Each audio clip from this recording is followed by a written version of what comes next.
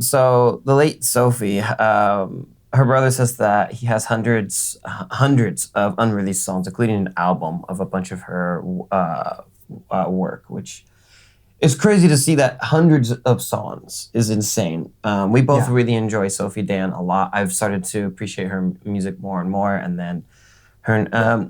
She was a hyper pop electronic music artist who passed away suddenly earlier this year. Yeah, it was like really tragic.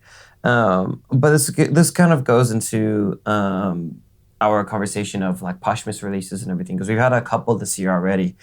So, but apparently her brother, he has possessions of rough sketches to nearly complete songs. Yeah, things ranging from some things are really rough, some things are like it's done. Completely done, exactly. So I don't know if he's going to release it or anything, but so he says that the most important thing for us is doing right by Sophie, putting stuff out that Sophie was happy with and would want to be out. Yeah, and that's the thing of our like other conversations that we've had on Audioface about posthumous releases, posthumous albums. Is you get that tricky situation of some people don't have rights, or some people have it that don't have the best motivations for the artist at heart, and but with this, it's her brother, so you can kind of have that family ties and everything, and you have a little bit closer relationship with it. Not just family ties like with the artist, but a lot of times the family comes in after the artist unfortunately passed, and then, or even like with Juice WRLD and like other artists. More on this later.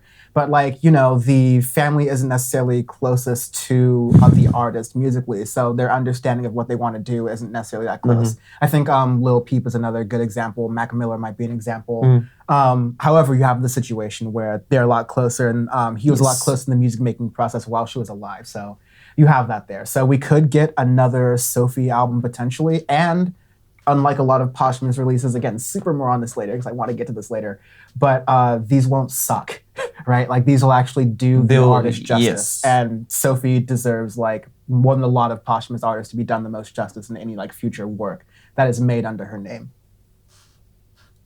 For sure.